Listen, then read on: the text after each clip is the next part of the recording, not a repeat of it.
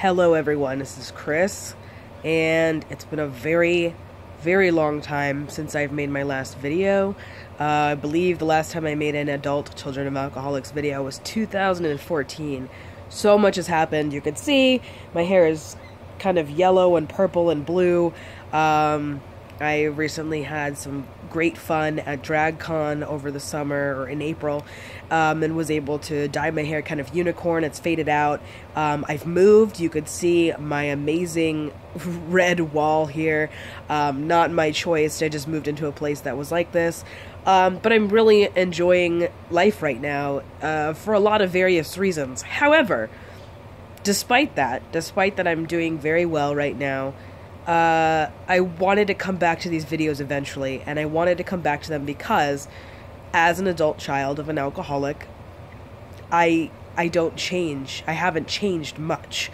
Who I am at my core is still very much affected by my childhood, the trauma that I had endured as a young child, dealing with an alcoholic in the home. And while it was minimal, it wasn't most of my childhood, it wasn't all of my childhood, it wasn't even into adulthood that really affected me. It still affects me to this day. I still have traumatic events, I still remember things about it. So despite the fact that it's 3 years later, I wanted to continue these videos because they're so important to get information out there, to get resources out there, to get, if nothing else, a personal story out there so you can relate, so you could kind of follow along and see how you might be dealing with this, or if you have these traits yourself, which most of us do share these traits.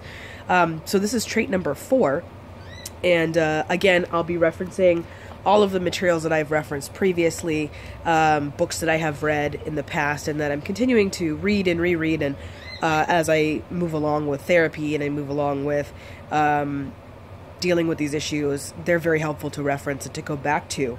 Adult child of an alcoholic, trait number 4 is that adult children of alcoholics judge themselves without mercy. Lord, do I know this. This is the thing I believe that I'm struggling with the most, because all of this trauma and all of these issues happened in childhood. Something that we cannot prevent or change is that as a child, everything's about you. And it's natural. It's a natural stage in life until about puberty, to really feel like everything it's egocentric for you. You as a child, everything's about you. So if something goes well, it was your doing. You did it, and I'm super proud of myself for whatever that was. I made that happen somehow. If something goes wrong, however, and this is the part that's important to understand, it's also our fault. It's also due to our actions, to our beliefs, to our way of behavior, whatever it is. And so because of that, we tend to make everything about us in a selfish way, as if we were a child, regardless of age. Again, I still struggle with it as an adult. It's still something I struggle with in really small situations that nobody would ever think is actually a problem. It continues to bother me, and I continue to try to let it go. Let me read some of this here so that you could kind of understand. It states here, the atmosphere in the home is scary at best and physically dangerous at worst.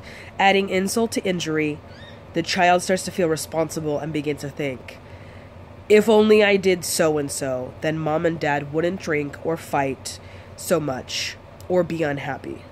Feelings of guilt are reactivated during holidays, and then it continues to go on to other things. Holidays, birthdays, celebrations, those kinds of things is when you're triggered with these again.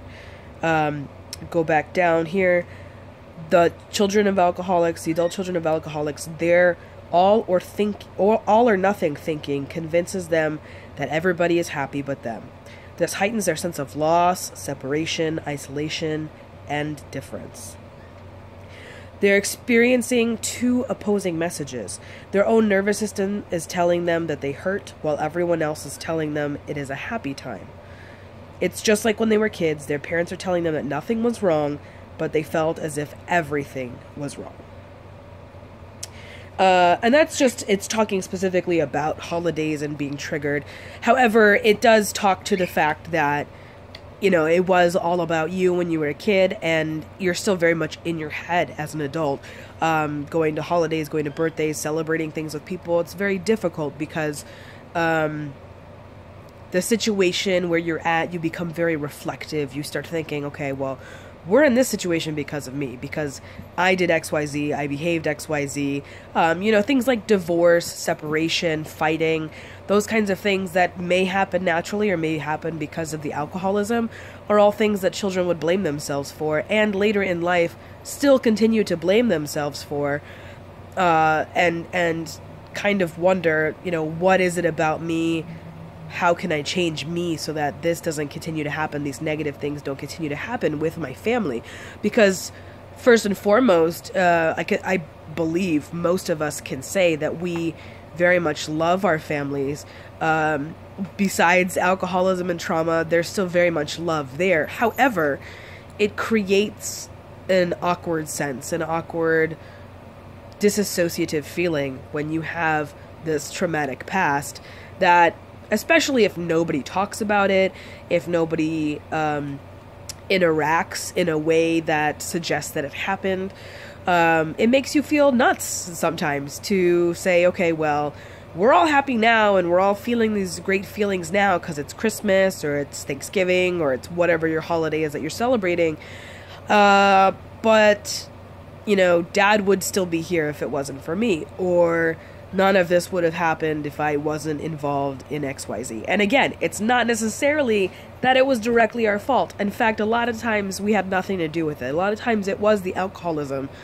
But because we were kids and we blamed ourselves then, it's ingrained, it's stuck in our brains as that's something that is our fault, and that we continue to say that to ourselves. And again, I struggle with this one, I think, the most. Currently in therapy, I talk a lot about the traumatic events that I can remember, which aren't very many. But when I do remember them, I think that they happened because I was unlovable. Because I am unlovable. Because I currently still am somebody that cannot experience love, that doesn't deserve love, that never got that from mom and dad. Which is not true. It's just how I felt as a child because of all that was going on. And it's how I continue to feel as an adult. And it's not just with my family. It's also with friends. It's also with acquaintances. It's also with people I meet on the bus if they start talking to me, and if they stop talking to me, did they stop talking to me because I said something rude, or did I do something wrong? Is it because they don't want to talk to me anymore because I am unlovable? It goes back to that over and over and over again. And I'm working through some EMDR therapy to really highlight that, expose myself to those emotions again, because sometimes it's been hidden for a long time, and then come out, hopefully, a stronger person and letting it go. And letting it go is super difficult, obviously. Let's see. I thought I had more here. I think this kind of talks to the isolation that you feel when you're in those situations, whether they're with friends or family acquaintances, people you met on the bus, total strangers.